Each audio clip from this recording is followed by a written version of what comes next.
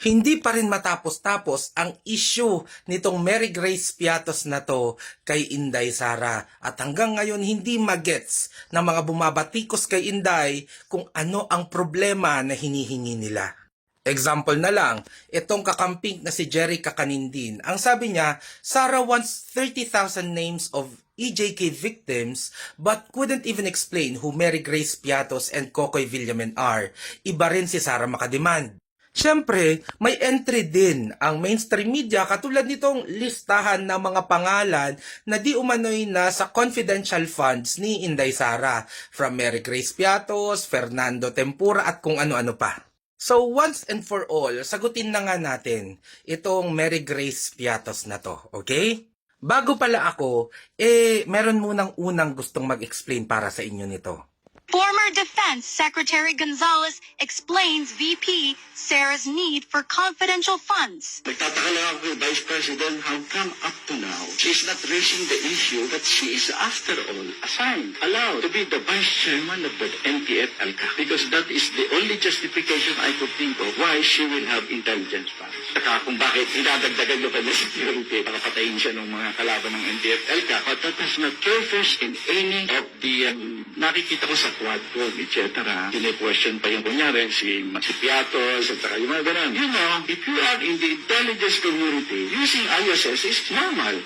Ayan na, si Norberto Gonzales na ang nag-explain sa inyo kung bakit normal naman ang paggamit ng mga aliases dyan sa confidential funds. Hindi Duterte supporter yan si Norberto Gonzales na ikwento pa nga niya yung komprontasyon nila ni dating Pangulong Rodrigo Duterte. So walang karason-rason kung bakit ipagtatanggol ni Norberto Gonzales si Inday Sara about Mary Grace Piatos maliban na lang kung ang sinasabi niya lang naman ay ang totoo, ang buong katotohanan. So syempre epal na naman yung iba katulad nito ni Jerry Kakanindin na bakit hindi namin pwedeng malaman at bakit hindi na lang kasi sabihin ni Inday Sara kung sino yang si Mary Grace Piatos kasi pera naman natin yan.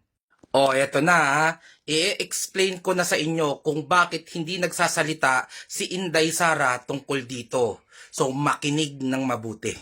Ayon sa Joint Circular number 2015-01 o Guidelines on the Entitlement, Release, Use, Reporting, and Audit of Confidential and or Intelligence Funds, under sa protection of security information, the head of agency shall classify the information reflected on the required status reports on confidential fund and intelligence funds as confidential.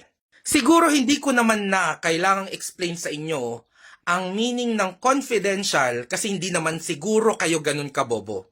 Pero for sure, may mga magpupumilit pa rin. Bakit hindi na lang kasi sabihin? Bakit hindi na lang kasi sabihin ni Inday Sara? 'Di ba? Ayon naman sa Republic Act number 3019 o Anti-Graft and Corrupt Practices Act, isa sa mga sinasabing corrupt practices ng isang public officer ay ito: divulging valuable information of a confidential character acquired by his office or by him on account of his official position to unauthorized persons or release such information in advance of its authorized release date. So you want Inday Sara to divulge valuable information of a confidential character? So you want Inday Sara to violate the law. All this time, akala nyo, kaya ayaw sagutin ni Inday Sara kung sino si Mary Grace Piatos at yung mga nasa listahan ng TV5 ay dahil akala nyo gusto niya lang itago sa inyo kung sino itong mga confidential character na to.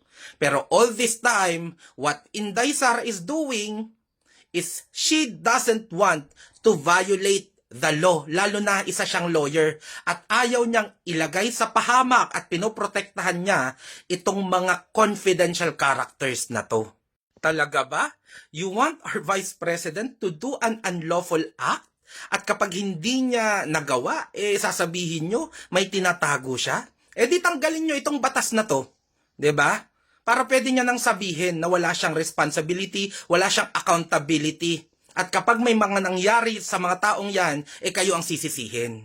All this time, itong mga nag-uudyok at mga nagpo-propaganda sa inyo na pilitin si Inday Sara na sabihin kung sino si Mary Grace Piatos at mag-release ng mga information about her confidential fund, alam nila na there is a law that could be violated.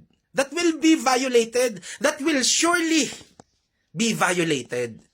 At alam nila na Inday Sara ay hindi gagawa ng kahit ano para labagin ang batas na to at hindi gagawa ng kahit ano para mapahamak itong mga taong to na naglakas ng loob na tumulong sa gobyerno para magbigay ng impormasyon. They are using ang pagiging law-abiding citizen ni Inday Sara, ang hindi pagiging korap ni Inday Sara, laban sa kanya. At kayo ang ginagamit nila at nagpapagamit naman kayo.